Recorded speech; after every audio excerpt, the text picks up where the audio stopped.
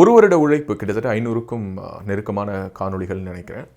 மிகவும் தரமான படைப்பு அப்படின்லாம் சொல்லி நானே பெருமையெல்லாம் அடிச்சுக்க மாட்டேன். ஆனால் நிச்சயமாக தமிழ் தேசிய தளத்தில் வந்த யூடியூப் சேனல்ஸில் ஒரு தனித்துவமாக நம்மளுடைய கண்டென்ட்டை கொடுக்கணும் அப்படிங்கிறதுக்கு என்னென்ன முயற்சிகள் எடுக்கணுமோ அது அத்தனையும் எடுத்து தான் பேசு தமிழா பேசு வலையொலியை நாம் கடந்த ஒரு வருடமாக உருவாக்கினோம்.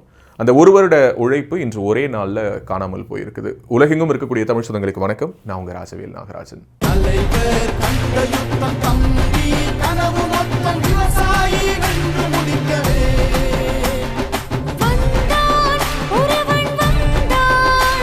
உங்கள் எல்லோருக்கும் ரொம்ப நல்லாவே தெரியும், நம்முடைய குழும சேனலான ஹலோ தமிழா சேனலில் ஃபேமிலி மேன் சீரீஸுடைய ரோஸ்ட் வெளியாகி இருந்தது. சபா அந்த காணொலியை ரொம்ப சிரத்தையோடு உருவாக்கி இருந்தார்.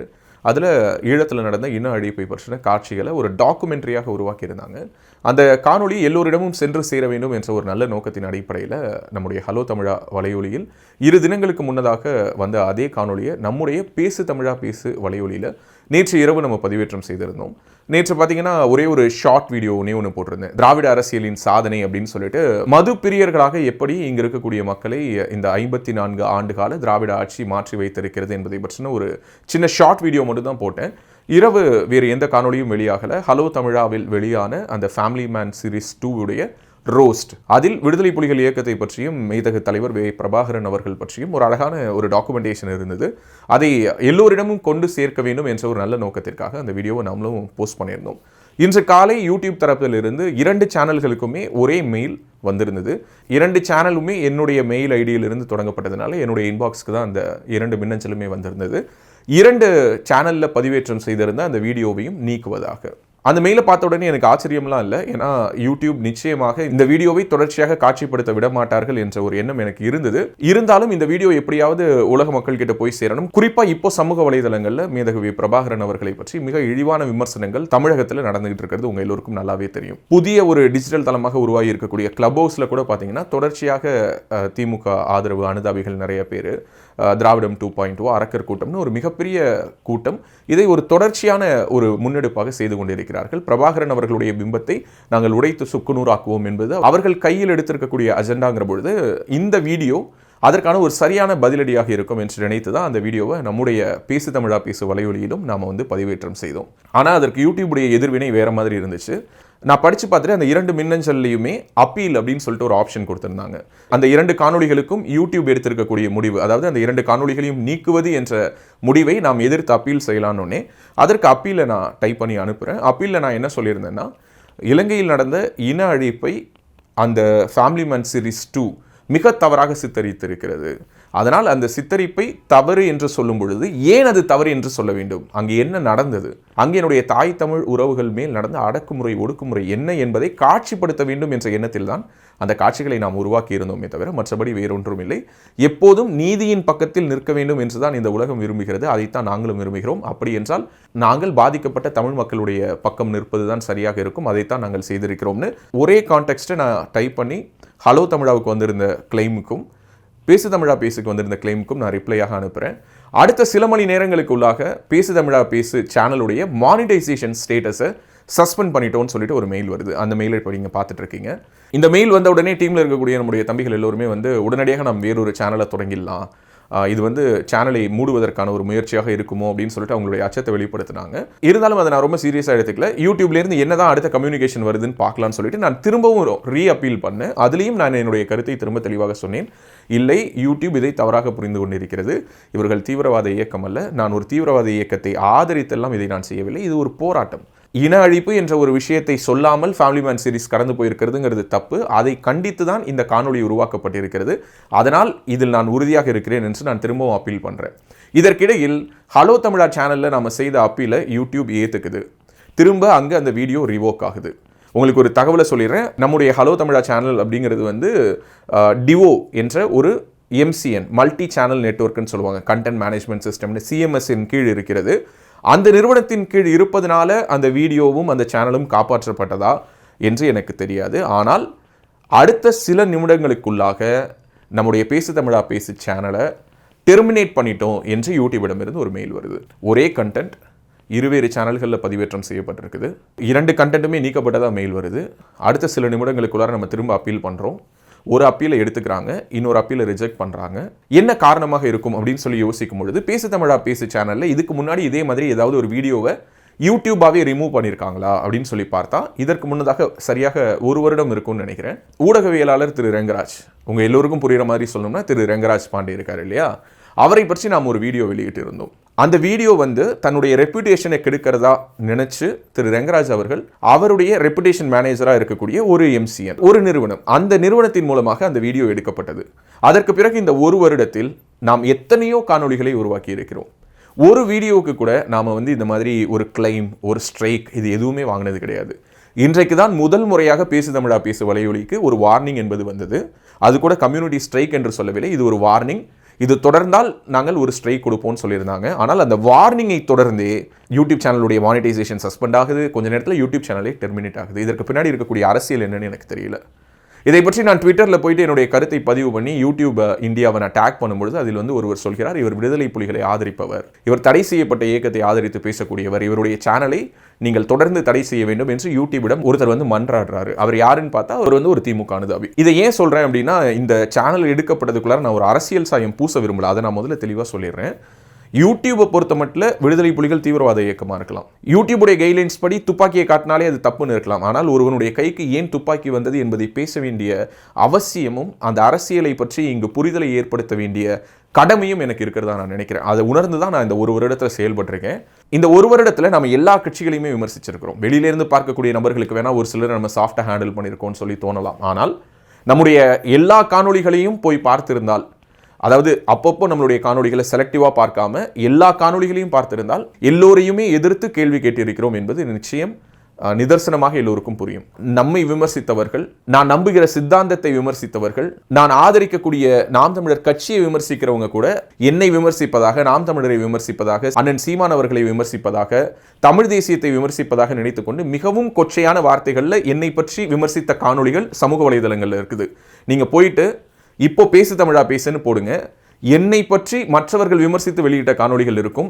அதில் பலரை பற்றி நான் பேசியிருக்கவே மாட்டேன். ஏனென்றால் அவர்களுக்கு பதில் சொல்வதற்காக நான் இந்த வலையொலியை தொடங்கவில்லை. உங்க எல்லோருக்கும் ரொம்ப நல்லாவே தெரியும், 13 ஆண்டுகள் ரேடியோவில் நான் பயணப்பட்டிருக்கேன். கடந்த 10 ஆண்டுகளா சென்னை மாதிரியான ஒரு பெருநகரத்தில், கூடவே கோயம்புத்தூர், மதுரை உட்பட தமிழகத்தினுடைய பல முக்கிய நகரங்கள் மட்டுமல்லாமல் ஆன்லைன் மூலமாக உலக தமிழர்கள் எல்லோருக்கும் லவ் குருவா என்னுடைய குரல் அறிமுகமான ஒரு குரல் தான். யூடியூப்ல கிடைக்கக்கூடிய ஊடக வெளிச்சத்திற்காக தரம் தாழ்ந்த விமர்சனங்களை பண்றதோ அல்லது கொச்சையான வார்த்தைகளை பேசி அதன் மூலமாக ஒரு புகழ் வெளிச்சத்தை அடையணும் என்ற எண்ணமோ எனக்கு துளியும் கிடையாது. கடந்த 1 வருடத்துல கிட்டத்தட்ட 500 காணொளிகளை நம்ம உருவாக்கி இருக்கோம்னு சொன்ன ஒரு காணொளியில் கூட நான் யாரோ ஒருவரை கொஞ்சம் கூட மரியாதை குறைவா நான் பேசினது கிடையாது. அது நம்முடைய கருத்துக்கு எதிர்கருத்து கொண்ட நபராகவே இருந்தாலும் சரி, அவர்களை குறிப்பிட்டு பேசும்போது கூட நாம் கொடுக்க வேண்டிய மரியாதையை கொடுத்திருக்கிறோம்.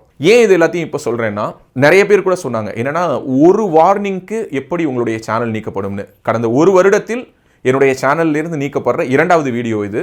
2வது வீடியோ நீக்கப்படும் பொழுதே சேனலும் முடக்கப்படுகிறது. இந்த சேனல் முடக்கப்பட்டதற்கான காரணம் என்னவாக இருக்குங்கிறத பத்தி ஒவ்வொருத்தவங்க ஒவ்வொரு விதமான யூகங்கள் சொல்றாங்க. மேதகு தலைவர் பிரபாகரன் அவர்களுடைய பிம்பத்தை உடைப்பதற்கான ஒரு தீவிரமான முயற்சி மேற்கொள்ளப்படும் பொழுது இந்த குறிப்பிட்ட காணொளி அவரை பற்றின வேறொரு தாக்கத்தை இளைஞர்கள் மத்தியில் ஏற்படுத்துற மாதிரி இருந்தது. அதனால அந்த காணொலியை உருவாக்கிய உங்களுடைய 2 சேனலுடைய வீடியோக்களையும் ரிப்போர்ட் அடித்து நீக்கி இருக்கிறார்கள். அதில் அந்த சேனல் ஒரு சிஎம்எஸ்ல இருக்கிறதுனால அந்த சேனல் தப்பிச்சிருச்சு. உங்க சேனல் ஒரு இண்டிவிஜுவல் கிரியேட்டரா இருக்கிறதுனால உங்களுடைய சேனல் இந்த ஸ்ட்ரைக்ல மாட்டிக்கிச்சுன்னு ஒரு சிலர் சொல்றாங்க. இன்னும் ஒரு சிலர், சில தினங்களுக்கு முன்னதாக நீங்கள் திருச்சியில் இருக்கக்கூடிய அந்த சிறப்பு முகாம் பற்றி பேசினீர்கள், அங்க இருக்கக்கூடிய ஈழத்தமிழர்களுடைய அந்த நிலை பற்றி பேசியது சில தமிழர்களுக்கு, உலகத்தினுடைய பல மூலைகளில் வசிக்கக்கூடிய வெவ்வேறு சிலரை குறிப்பிட்டு இவர்களுக்கெல்லாம் பிடிக்கவில்லை, அதனால் இது நிகழ்ந்திருக்கலாம்ங்கிறாங்க. இன்னும் ஒரு சிலர் தொடர்ச்சியாக புலிகள் பற்றின ஆவணத்தெல்லாம் நீங்க உருவாக்குவேன்னு சமீபத்தில் சொன்னீங்க, புலிகளின் குரல்ங்கிற பேர்ல விடுதலை புலிகள் பற்றின வேறொரு பிம்பத்தை கட்டமைப்பதற்கான அவர்களுடைய போராட்ட வடிவத்தினுடைய உண்மைத்தன்மையை காட்சிப்படுத்த போவதாக நீங்கள் சொல்லியிருந்தீர்கள், அது கூட காரணமாக இருக்கலாங்கிறாங்க. இன்னும் ஒரு சிலர் நாம் தமிழர் கட்சியினுடைய ஒரு ஸ்ட்ரக்சர்டு சோஷியல் மீடியா பிரச்சார ஊடகமாக நாம் தமிழர் கட்சிக்கு அன்அஃபீஷியலாகவும் சரி அஃபீஷியலாகவும் சரி பேசு தமிழா பேசு தேர்தல் நேரத்தில் செய்த வேலைகள் மிகப்பெரிய அளவில் உதவியது. அந்த காழ்ப்புணர்ச்சியின் அடிப்படையில் சிலர் இதை செய்திருக்கலாம் என்று சொல்கிறார்கள். அதுபோக நாம் பேசக்கூடிய கருத்துக்கள் நமக்கு நிச்சயமாக நிறைய எதிரிகளை உருவாக்கும். நான் என்ன நம்புறேன்னா, நான் பேசக்கூடிய கருத்துக்களுக்கு எதிர்கருத்து தான் இருக்கணுமே தவிர எதிரிகள் இருக்கக்கூடாதுன்னு நான் நினைக்கிறேன். ஏன்னா நான் யாரையும் அப்படி எதிரிகளாக பாவிக்கவில்லை. நான் என்னுடைய கருத்துக்கு எதிர்கருத்து கொண்டோரை எதிர்கருத்து கொண்டோராக தான் பார்க்குறேனே தவிர நான் எதிரிகளாக பார்க்கவில்லை. பார்த்ததும் இல்லை. ஆனால் மற்றவர்கள் நம்மளை அப்படிதான் பார்க்கணுங்கிற அவசியம் இல்லை இல்லையா? அதனால அவங்க இந்த மாதிரி நம்மளுடைய வீடியோவை தொடர்ச்சியாக ரிப்போர்ட் அடித்துக் கொண்டே இருந்திருக்கலாம் என்று சொல்கிறார்கள். இந்த யாருடைய கோபமும் இல்லாமல் கூட, அதாவது இதற்கு பின்னாடி யாரோ ஒரு தனிநபர் இருந்து இதை இயக்கித்தான் இந்த சேனலை முடக்கியிருக்கணும்னு இல்லை. யூடியூபுடைய கம்யூனிட்டி கைட்லைன்ஸ் படி நாங்கள் செய்திருந்த காணொளி தவறு என்று யூடியூப் நினைத்திருக்கிறது. அந்த காணொளியை யூடியூப் நீக்கியிருக்கிறது. ஒரு வருடம் மிகப்பெரிய உழைப்பு. கடந்த 5 மாதங்களாக நான் ரேடியோ விட்டு வெளியில் வந்து முழுக்க முழுக்க ஒரு யூடியூபராக, ஒரு கான்டென்ட் கிரியேட்டராக, தமிழ் தேசிய ஊடகமாக இதை அடுத்த தளத்திற்கு எப்படி கொண்டுட்டு போகலாம், இதற்குள்ளார தமிழ் தேசிய சிந்தனை கொண்டோருக்கான வேலை வாய்ப்புகளை எப்படி உருவாக்கலாம், இதை ஒரு வலிமையான ஊடகமாக கட்டமைக்கும் பொழுது அது தமிழ் தேசிய சித்தாந்தத்திற்கு எந்த அளவுக்கு வலு சேர்க்கும் என்ற பல கனவுகள் இருந்தது. கூடவே நம்ம நிறைய விஷயங்களை டாக்குமெண்டேஷன் பண்ணோம்.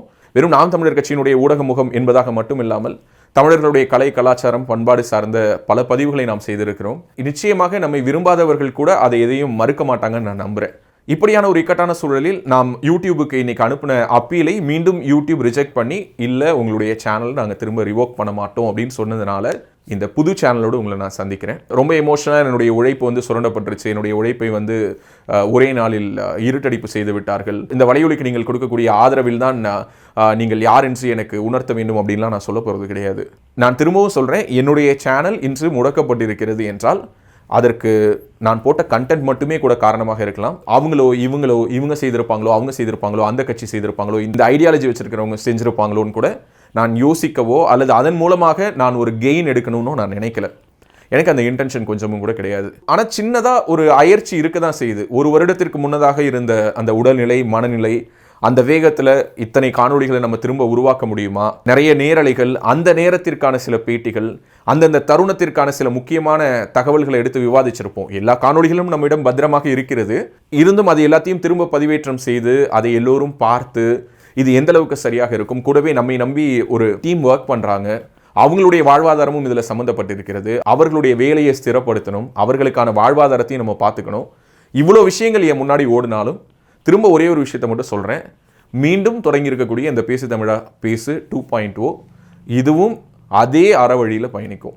அதில் எந்த விதமான மாற்று கருத்தும் கிடையாது. நம்முடைய விமர்சனங்களை இன்னும் தீவிரமாக, இன்னும் கூர்மையாக நாம் எடுத்து வைப்போம். ஆனால் அவதூறு பேச மாட்டோம். அந்த விமர்சனத்தை நாம் யார் மேல் வைக்கிறோமோ அவர்களே கூட அந்த விமர்சனத்தை கேட்டாலும் நியாயமாகத்தானே பேசியிருக்கிறாங்கன்னு தோன்றக்கூடிய வகையில் நம்முடைய விமர்சனங்கள் இருக்கும்.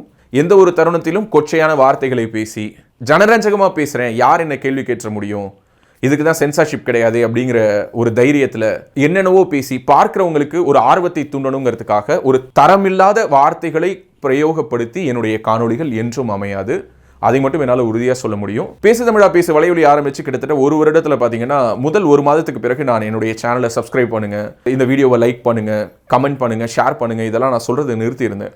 கடந்த 1 மாதமாகத்தான் பேசு தமிழா பேசு வலையொலியை சப்ஸ்கிரைப் பண்ணுங்கள், பேசு தமிழா பேசு வலையொலி மிகப்பெரிய ஊடகமாக வளரணும்னு உங்களுக்கு ஆசை இருந்ததுன்னா மறக்காமல் சப்ஸ்கிரைப் பண்ணுங்கள். உங்களுடைய சப்ஸ்கிரிப்ஷன் தான் இங்கே ஒரு சேனல் சின்ன சேனலா பெரிய சேனலா, அந்த ஊடகம் எவ்வளவு வலிமையான ஊடகம், எத்தனை லட்சக்கணக்கானோர் பின்தொடர்கிறார்கள் என்பதையெல்லாம் வைத்துதானே ஒரு சேனலை எடை போடுகிறார்கள். அப்படி பேசு தமிழா பேசுவும் ஒரு வலிமையான ஊடகமாக மாற வேண்டும் என்றால் உங்களுடைய சப்ஸ்கிரிப்ஷனை கொடுங்கன்னு நான் கேட்டுட்டு இருந்தேன். கடந்த 1 மாதத்தில் மட்டும் கிட்டத்தட்ட பார்த்தீங்கன்னா 30,000 பேர் நம்மளுடைய பேசு தமிழா பேசு வலையொலியில் புதிதாக சப்ஸ்கிரைபர்ஸாக உள்ளார சேர்ந்திருந்தாங்க.